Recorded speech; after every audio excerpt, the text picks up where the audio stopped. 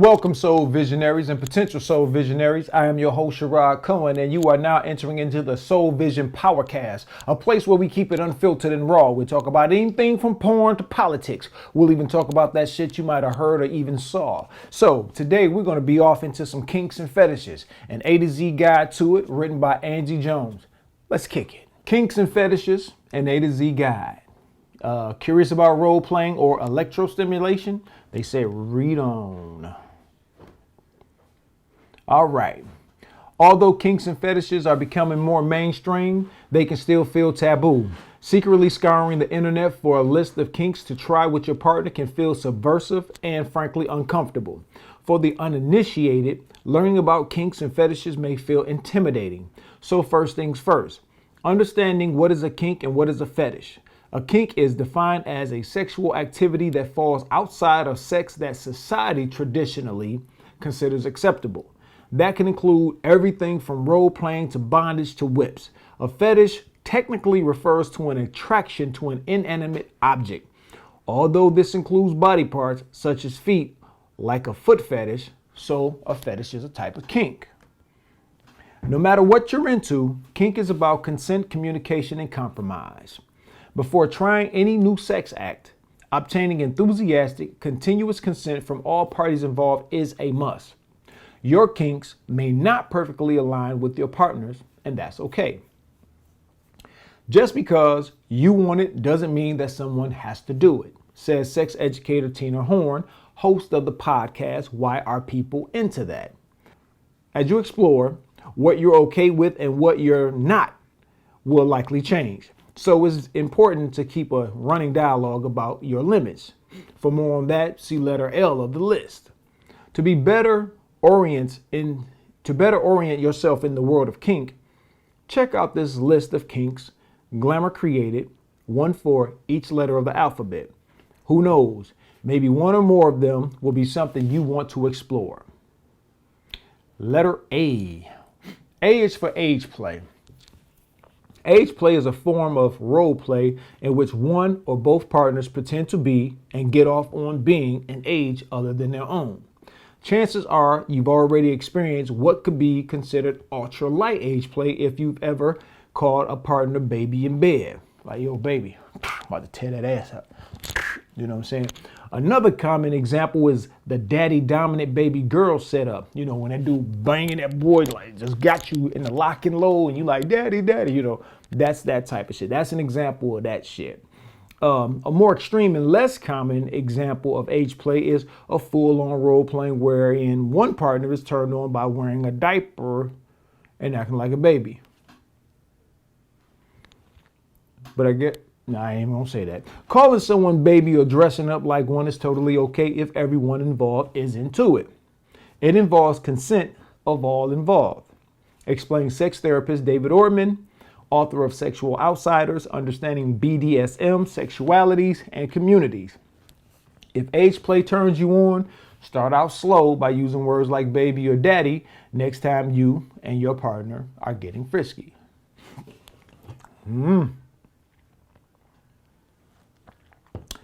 So, okay. B is for bondage. Bondage is a form of restraint.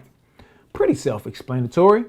It's a sex act that falls within the BDSM umbrella, which is an acronym for bondage, discipline, dominance, and submission, sadism, and masochism as a group of common sexual fantasies. Okay. Some people enjoy being tied up, while some enjoy tying up their partner, and others like both. Someone who enjoys both the dominant and submissive role is referred to as a switch.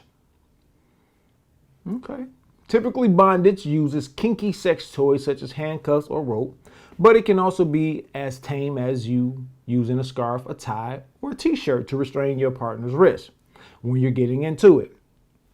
To get into it, you can tie someone up to a bed frame using a tie or scarf, or if your bed frame isn't kink compatible, you could start by simply binding the arms together. To up the ante, you can purchase shackle mounts or suspension bars. Okay. And man, this This, I'm gonna look up how much the sex industry make with the toys, man. You know, yeah, you know, I'm curious about that, man. Let's try something. Let's see how much the sex industry makes annually. How about we go the sex toy industry? Sex toy industry. Boom. Oh, wow. Sex toys market in the U.S. is estimated at $12.6 billion in the year 2021. Do you know that's the equivalent of all music put together that has sold? Damn. So I guess as y'all listening to music, y'all fucking. Hey, that makes sense. That makes a lot of sense. All right. And then they got some kinky little shackles here and a bondage. Damn, they even got a bondage kit. All right. Wow. Okay. C is for cuckolding. Traditionally, cuckolding is when a heterosexual couple agrees to both explore the turn-on of the female sleeping with other men and humiliating her male partner about the fact that she's sleeping with someone else. The male partner need not be present. Perhaps he gets off on the mere thought of his partner having sex with someone else. For others, there's an element of voyeurism to the cuckolding as well. This kink isn't just for heterosexual couples. People of all genders and orientations can enjoy cuckolding varieties. If you're turned on by the idea of your partner sleeping with others, yet don't necessarily want to go through the emotional tax and risk of them literally having sex with others, you can explore this kink through dirty talk or virtual sex with a third party. Okay. There you go. D is for dominance. Dominance is one half of BDSM, the DS part, dominance and submission, and is all about consensual power exchange. With this particular kink, the dominant partner derives sexual pleasure from taking control. The submissive partner allows their dominant partner to, well, dominate them, a la 50 Shades of Grey. Important note, though the books and movies did help make BDSM kinks more mainstream, they're not totally accurate. Despite what the movie would have you believe, there's no research that suggests dominants enjoy DS activities such as spanking their partner due to childhood trauma. And nope, you do not have to sign any sort of contract. All you need is enthusiastic consent from all partners. Bend the rope. It's some cool shit right here. You know what I'm saying? You get that little dominance thing going, you know. Hey, to each his own. E is for electrostimulation.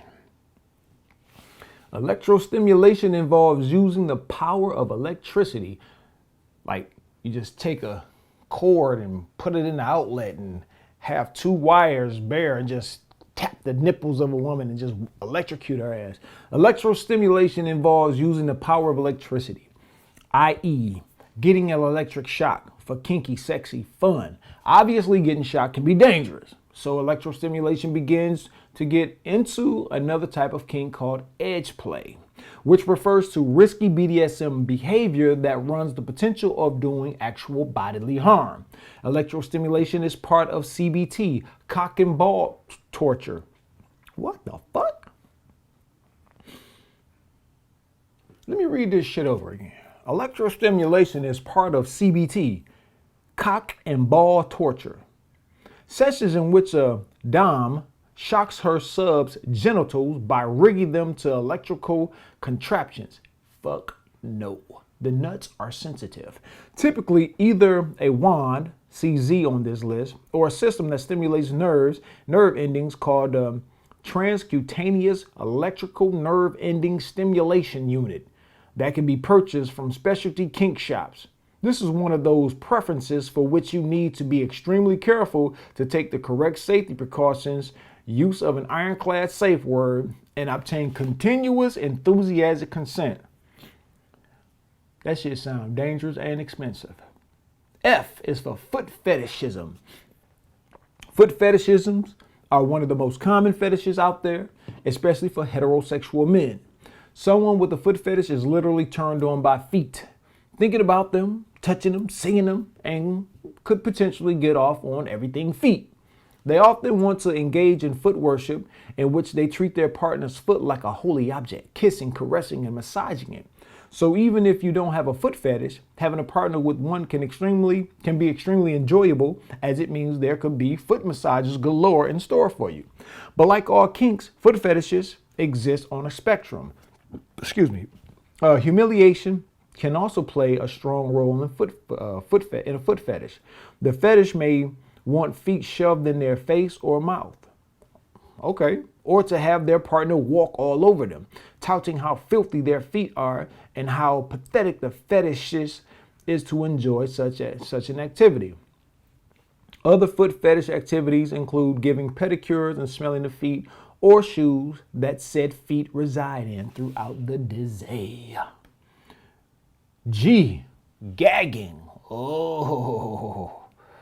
Gagging refers to lightly choking on an object to the point of making gagging sounds. That thunk music. Often people with penises will get off on their partner gagging on them. And the knowledge that they're big enough to induce gagging noises. Yeah. Likewise, the partner going downtown may enjoy having something thrust far enough down their throat that they start to gag. It doesn't necessarily take a giant object to induce gagging. However, something smaller can do the trick too. However, if gagging becomes uncomfortable or you feel like you're going to throw up, if that's not something you want to do, you should stop at any point you feel even a little bit off. Remember, kink is all about continuous consent and what makes you feel sexiest. Shove that boy down the throat. H is for humiliation.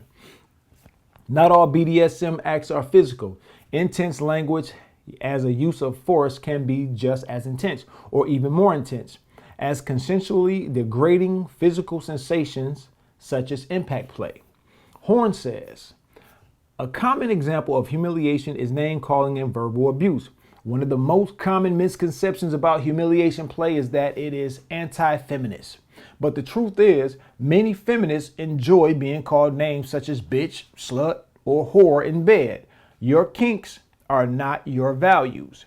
In a patriarchal world where women have long been told sex is not for pleasure, addressing what gets you off, especially if it's non-traditional like humiliation, and then engaging in it can be a powerful way to take control of your sexuality. As always, discuss humiliation beforehand and keep it consensual. Your partner may be okay with being called a slut, but not a bitch.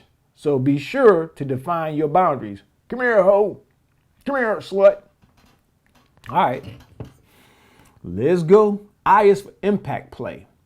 Impact play refers to the use of hands, paddles, whips, or whatever you have around your house. Spatulas work great. Just go flip this burger first and then come smack you on the ass with it to hit the body. If you've ever playfully spanked your partner during sex, that's impact play.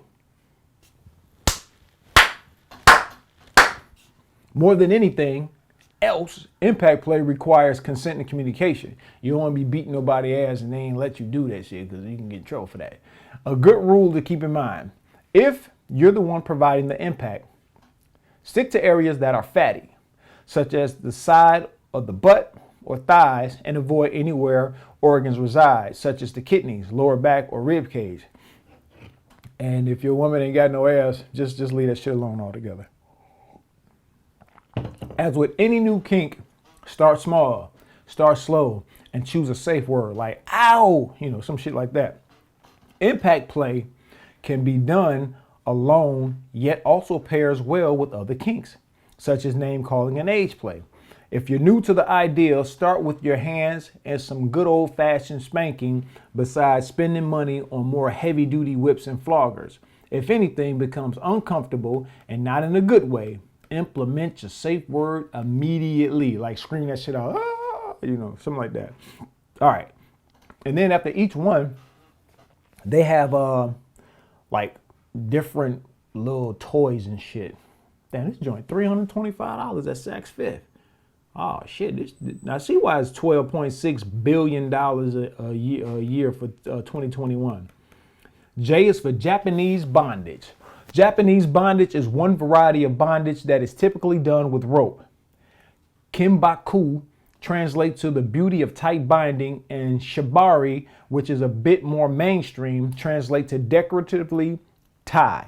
Decoratively is right. Japanese bondage, such as shibari, is an art form in addition to a form of bondage. There's even an entire shibari section on Etsy. Some of the best shibari artists, such as Garth Knight, hold high art showcases in which their subjects are tied up and transformed into trees. If you're interested in exploring Japanese bondage, more shibari you can use. Passionate Rope Bondage and Intimate Connection by Lee Harrington and Rigger J is perfect for beginners. Just don't forget your safety shears, man. They got cotton rope, $10 on Amazon. Then they got Love Honey bondage tape, $9 on Love Honey. Okay. K is for klismophilia. Klismophilia is a glamorous Greek word that means arousal by enemas. If you're not familiar, an enema is a medical device that squirts water slightly warmer than body temperature into your anus. It's used by hospitals to relieve people of constipation or to prep for certain medical procedures. Not quite as glamorous as the Greek word makes it sound. This particular kink generally refers to receiving pleasure from receiving an enema, although there are those who get off on administering enemas as well. The anus is an erogenous zone, after all, which helps explain why kinky folks have been using enemas for pleasure forever. This kink can also be quite practical. It's a safe way to clean and prep the rectum for anal sex. Come here, woman. It's trying to clean your ass out. L is for limits. Consent is a paramount in kink. If you're just getting started or want to slowly introduce BDSM into an existing relationship, both you and your partner should make a list of your soft and hard limits. A soft limit is something that you're curious about yet unsure if it's right for you, such as name calling. A hard limit is something that is certain off limits, such as electrostimulation. Yeah, man, shocking balls and no, man. Writing out your hard and soft limits with a partner is a wonderful way to get to know another side of each other, along with implementing limits. It's important to choose a safe word that is not no or stop, because some couples use such language as a part of their role play. Your hard and soft limits will likely evolve the more you explore. So it's important to keep having these conversations with your partner.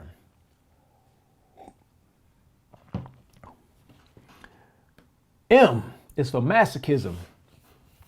Masochism is deriving pleasure from the high sensation, most often referred to as pain, be that physical or emotional.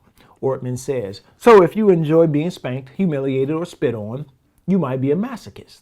The term is named for Leopold von Sacher-Masoch, a 19th century Australian author who wrote the book Venus in Furs, which details what's now considered a typical BDSM master-slave relationship. He allegedly was the slave in his own such arrangement with his mistress. The flip side of masochism is sadism, named after 18th century French nobleman, in which someone derives pleasure from inflicting pain of a physical or emotional nature. All right. N is for nylons. A nylon fetish, as in tights, often accompanies a foot fetish. One with a nylon fetish may enjoy the look and feeling of toes, feet, and legs wrapped tightly in nylon stockings.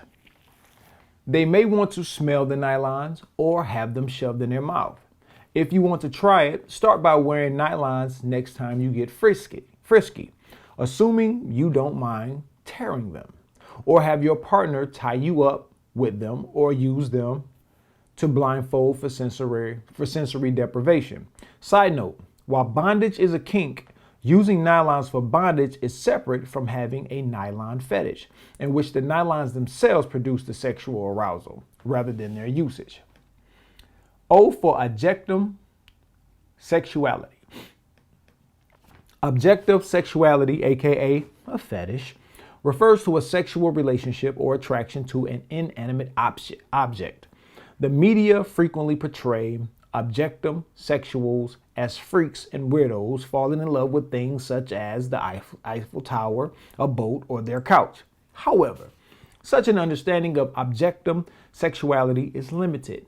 By literal definition, a fetish, any fetish, is an attraction to an inanimate object. This includes lingerie, feet, and sex toys. So, if you fantasized about your vibrator, welcome to the world of fetish. In fact, in the age of rapidly advancing sex doll technology, we may all soon be a little bit engaged in objectum sexuality. Such perspective is crucial because it helps us understand and empathize with those who do catch feelings for more out there objects, because kink shaming sucks. Kink shaming, body shaming, all this shit, man. If you into some shit, just be into the motherfucker. But don't shame a motherfucker for talking shit about you because he think you weird. Just be into what you into and fuck whoever say anything about it. You know what I'm saying? But don't try to shame a motherfucker, by saying you're shaming me. You know what I'm saying? Man, stop that whining shit. If this the shit you into, be into the motherfucker. Damn. P is for pregnancy fetishism.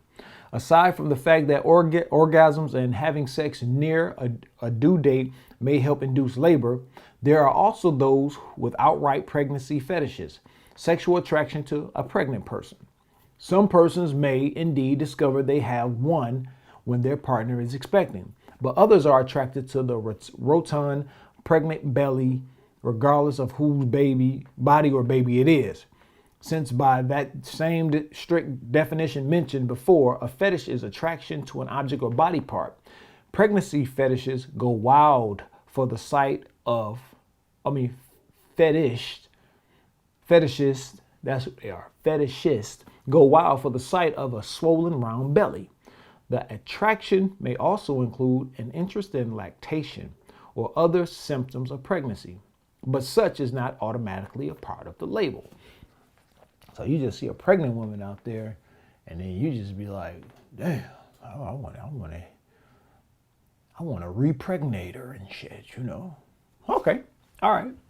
Hey, some of these words I'm not even gonna be able to pronounce. I ain't even gonna lie to you. I'm gonna do the best I fucking can.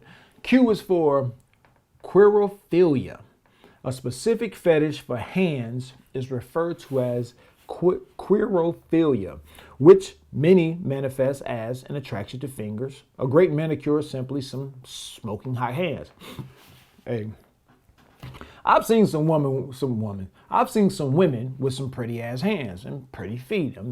That shit does look good, man, because some of these women walking around here looking like they just been punching concrete. So when you see some pretty hands and pretty feet, man, that is a plus.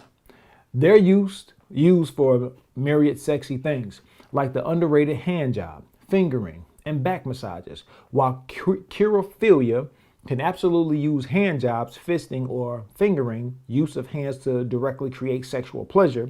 Some hand fetishists might get off on hands doing mundane tasks, such as picking up groceries or doing chores. While fetishists are inherently sexual, many times the activity or object the fetishist is interested in may present itself as non-sexual in nature. What is one person's chore, such as washing dishes, is a hand fetishist's wet dream. All right, here we go. R is for role play. Role play is another common kink which involves people taking on characters outside of their day-to-day lives as part of a sex scene. So You may walk around just like SpongeBob and your dude get turned on by it. Do you? This can be as simple as putting on a nurse's outfit or as elaborate as constructing an entire scene complete with character development. That's why it's $12.6 billion. What's her name? The chick from Escape. Man, she killing the game in this sex toy shit. Candy. Common examples include doctor and patient, medical role play, boss and secretary, pool boy and rich housewife, or college student and professor. While role playing often comes with costumes and is a fabulous excuse to dress up, an extensive wardrobe is not required. Scenes can be created through dirty talk and pure imagination. I can see that. S is for spectrophilia. Especially if you're a straight woman, it's been a tough year to get into humans.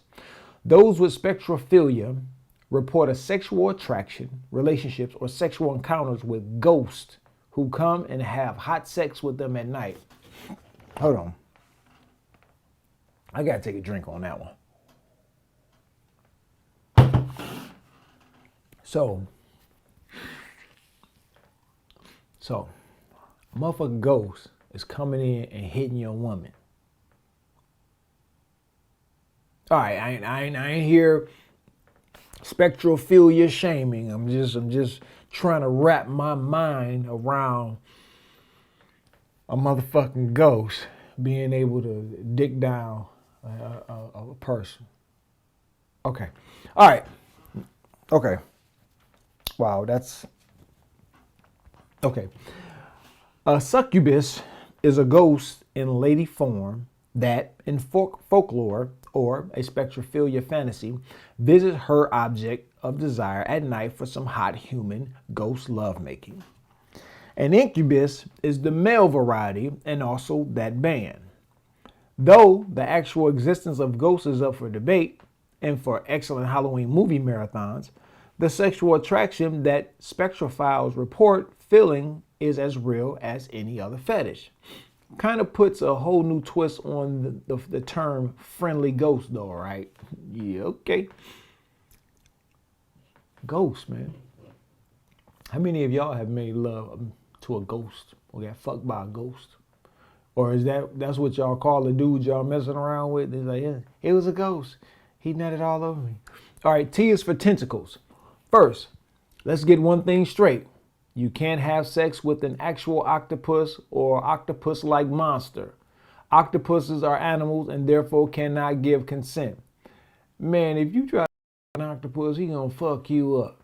But octopus-like monsters totally exist in tentacle porn, which you can absolutely watch and get off on. It's hot, not only because it's so foreign and forbidden, but according to some experts, because it fulfills some other pretty classic fantasy tropes like bondage and multiple penetration.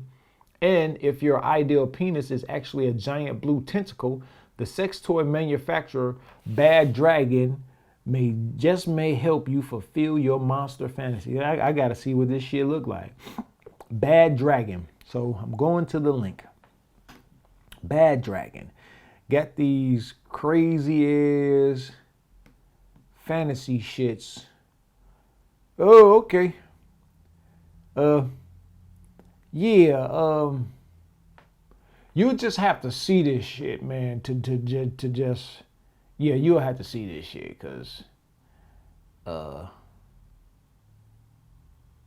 yeah, you'll have to see this shit, cause this shit is kind of crazy, man. The shit on here is, I'll put the link so y'all want to explore this shit. Y'all can. All right. U is for urophilia. Urophilia is a fancy name for water sports, golden showers, or the more direct name, pee play.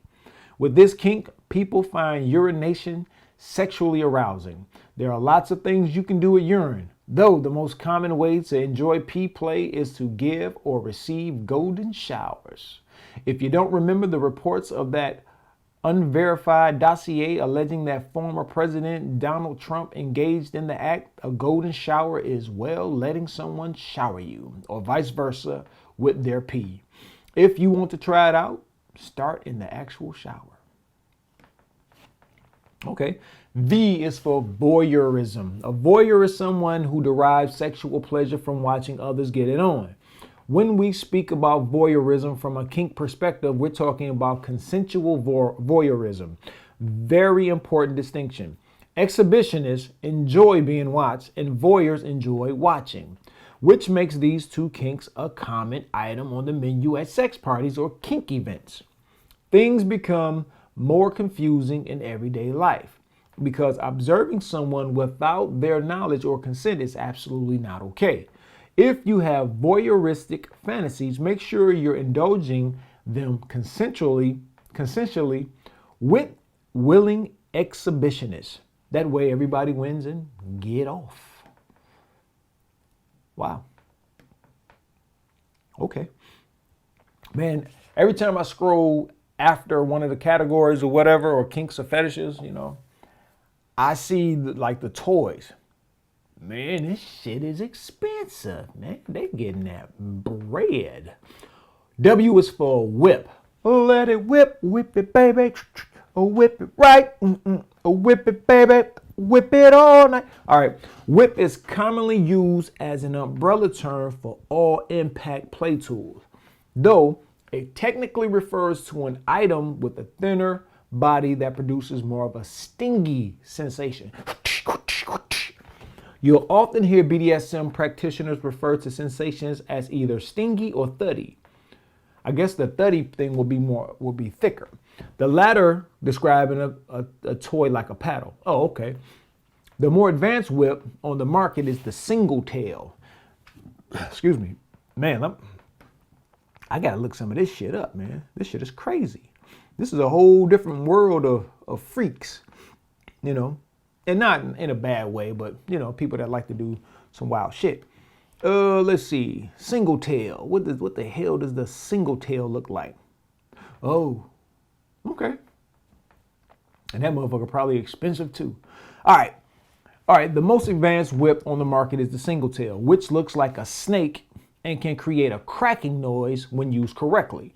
Single tails break the skin. Oh shit! Nah, hell no. Slavery been going a long time ago. Well, that's another show.